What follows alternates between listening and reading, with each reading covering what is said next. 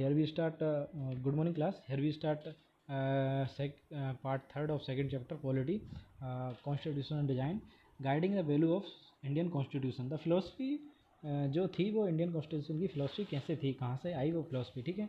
तो इसके लिए बेटा जो हमारे जो आइडियल लोग थे उन्होंने बहुत अच्छे अच्छे पहले से ही कोड दिए थे जो फ़िलोसफी के लिए आने थे। मैंने अभी बताया आपको रशियन रेवोल्यूशन, फ्रेंच रेवोल्यूशन, इनसे भी हमने अडोप्ट किया। Some of many of notice that name missing from that sketch. The marker of maker of constitution Mahatma Gandhi. Mahatma Gandhi, he was not a member of Constitution Assembly. Yet there were many members who follow the vision, his vision. उनका vision क्या था? देखो यहाँ से एक vision आपको देखने को मिलेगा। ये महात्मा गांधी ने खुद कहा था। यहाँ पे आप देखेंगे तो उनके 3 विज़न थे। आई सेल स्ट्राइव। इसके बाद हम मेन पॉइंट देखते हैं। Such an India for crossing untouchability, मतलब अनटचेबिलिटी नहीं आनी चाहिए। ड्रिंक और ड्रग्स की प्रॉब्लम नहीं चाहिए, मतलब आपको पानी की और जो दवाएं मेडिसिन की प्रॉब्लम नहीं आनी चाहिए। Women will enjoy the same right as man, जो वुमेन हैं उनको भी सेम राइट मिलना चाहिए मैन के लेवल में, ठीक है। तो ये उनकी किसकी स्पिरिट थी, किसका थॉट था? महात्मा गांधी का। उससे इंस्पायर होकर भी हमने पूरा कॉन्स्टिट्यूशन बनाया हुआ है। ये देखो बेटा, यहाँ पे एक जवाहरलाल नेहरू का कोटेशन है। जवाहरलाल नेहरू ने कहा था कि on the 26 January 1950 we are going to enter an life of contradiction in politics.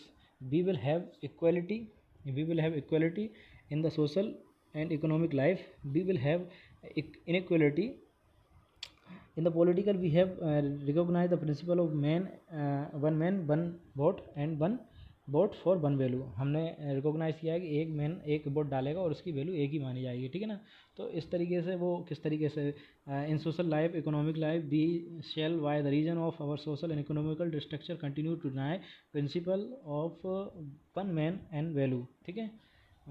ये पूरा उनका उस समय का पूरा जो स्पीच है, ठीक है। नाउ द सेकेंड इज़, ये आपको साउथ अफ्रीका का, यूएसए का कॉन्स्टिट्यूशन की प्रेम्बल है, ठीक है। ये साउथ अफ्रीका का प्रेम्बल है, ठीक है। अब यहाँ पे आती है हमारी इंडिया की प्रेम्बल, ठीक है। ये इंडियन प्रेम्बल है, इसको हम देखते हैं। इंडियन प्रेम्बल देखो, मैं प्रेम्बल पढ़ता हूँ। ये बेटा प्रेम्बल क्या होती है पहले तो ये समझो। प्रेम्बल वो होती है, प्रेम्बल हमारे कॉन्स्टिट्यूशन की साउल है, साउल, ठीक है। साउल कैसे कहेंगे बेटा? इसको हम डिनाई नहीं कर सकते, इसके अगेंस्ट नहीं जा सकते। इसको देखकर ही हम अपने कॉन्स्टिट्यूशन के लॉ बनाते हैं, एक्ट बनाते हैं। हमारा भारत इसी पर टिका हुआ है, हमारा इंडिया इसी के ऊपर टिका हुआ है। इसमें सारे जो वर्ड दिए हैं वो एक एक पत्थर की लकीर हैं, इनको हम डिनाई करके आगे नहीं बढ़ सकते। जैसे मैं इसको पढ़ता हूँ, B the people of India having the solemnly resolving the constitution of India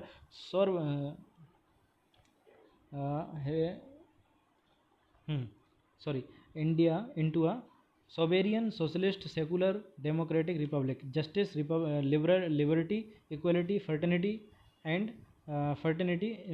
assuring the dignity of individual and the unity and integrity of nation.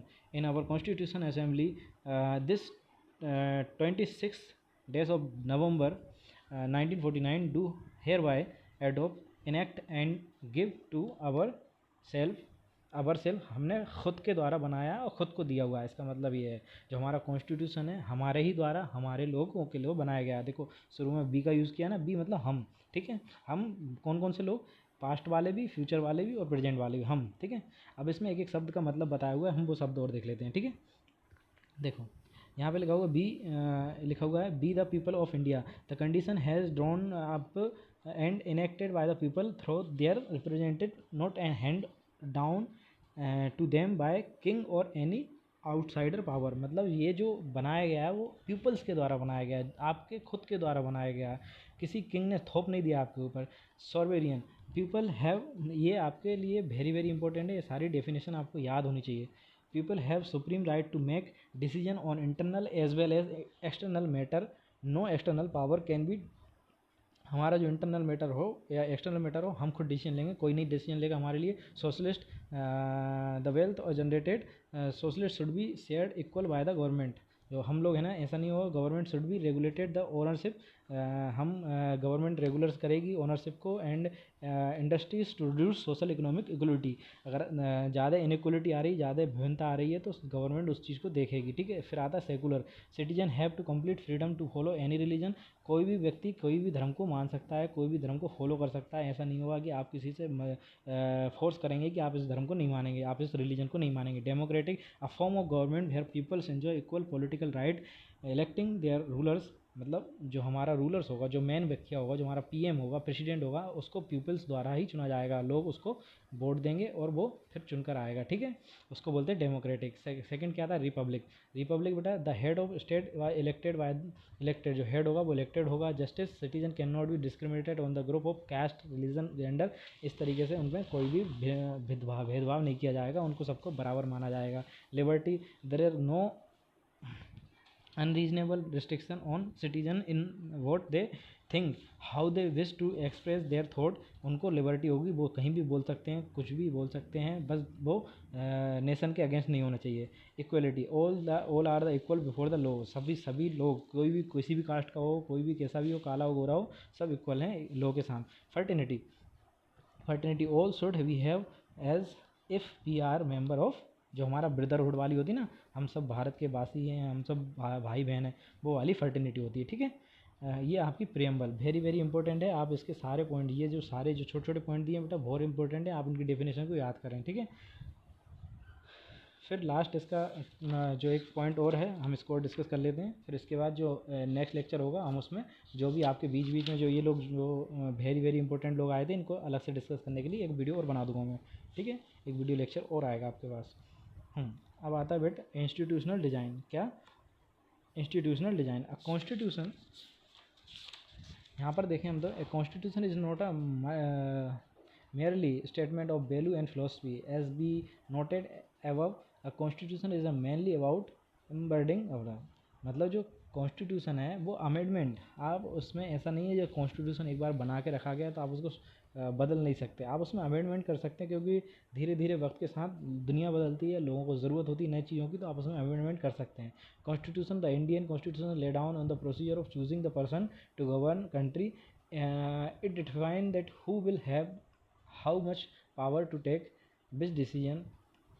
आप इलेक्ट करेंगे एक व्यक्ति को और वो व्यक्ति आपके लिए डिसीजन लेगा। Right of citizen can not be violate. मतलब जो राइट ऑफ सिटीजन है वो वॉयलेट नहीं होना चाहिए। क्या करना चाहिए, right of citizen do not can not be violate. The remain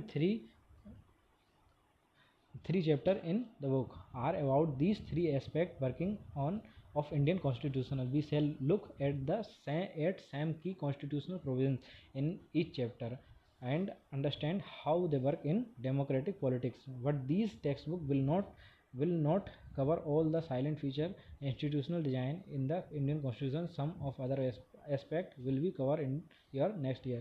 मतलब इसमें ऐसा वो कहने वाली बात है, कुछ इसमें चीज़ें कवर नहीं की गई हैं, वो आपके नेक्स्ट ईयर जो आने वाली अपर क्लास होंगी उनमें आपको और अच्छे से पढ़ाया जाएगा, ठीक है। तो ये रहा हमारा कॉन्स्टिट्यूशनल, पूरा ख़त्म हुआ। इसके नोट्स आपको मिल ही जाएंगे, और इसके बाद जो वीडियो है उसमें हम आपको डिस्कस करेंगे ये वेरी वेरी इंपॉर्टेंट पर्सनस, ठीक है। Thank you.